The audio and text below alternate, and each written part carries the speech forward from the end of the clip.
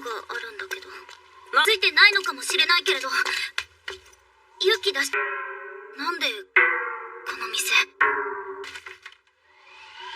あれから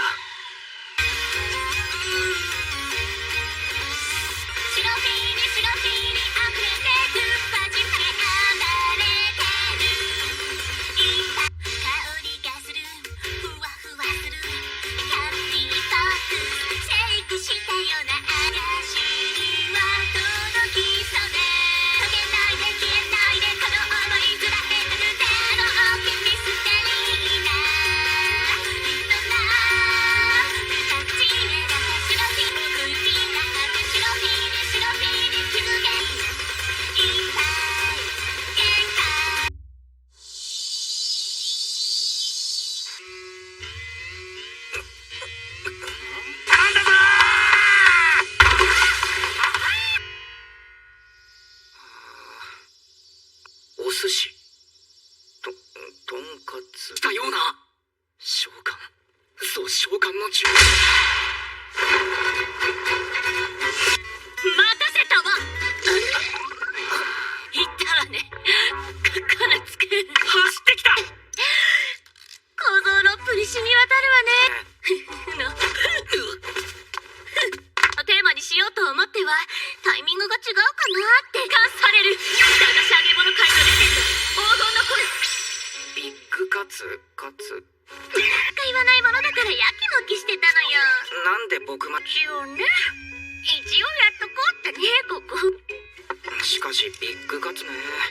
僕は蛍さんビッグカツふうよ、ココナツくん。語るにはビッグカツ誕生秘話に触れないわけにはいかないの始まりはイカよ。イカおろしてくれるサプライヤーが見つからなくて困難したわ。でも彼らは諦めなかったわ。今度は魚にしてタレに漬け込んだ天のシイカ風甘たらっこ。蛍さん、どちらも素晴らしく私は大好き。本物のイカを超えるにはどうすればいいんだってね。のシイカを超えようと。そうよ。涙が溢れても彼らは決して諦めなかった。ためにとんかつならいけるかもってビッグカツが。何か不服でも？いや、そうじゃ。あら、ビッグカツじゃとんかつに勝てないっていうあの血と汗と涙はどこへ行くって。こういう駄菓子は本物でないところに魅力があると思うためで、本物のイカ天の方がいいなとはならないでしょ。それで嬉しいけど。駄菓子の天才。はあ？有効活用。やーい。さん、YouTuber だけは。パスタ。てかメニューにあるし。そうだよ。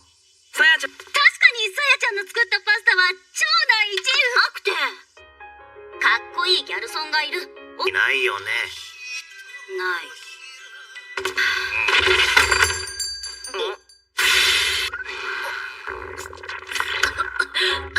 また走ってきた。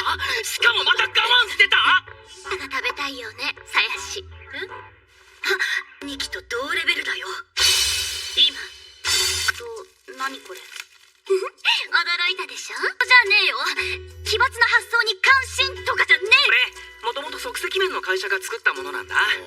本物に近い形で駄菓子として消化させたのがこれ。そして粉末スープを半分。キングオブイタリアンペペロンチーノ。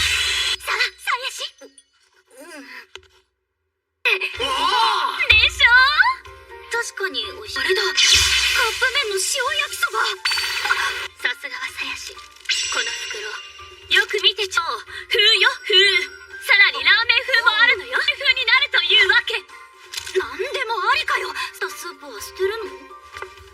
なんに残りの粉を入れてになりますの。すげえ。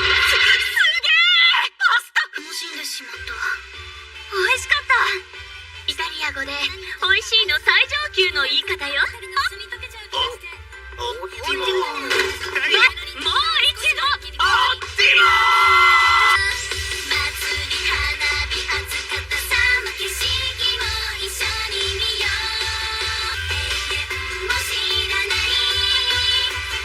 未来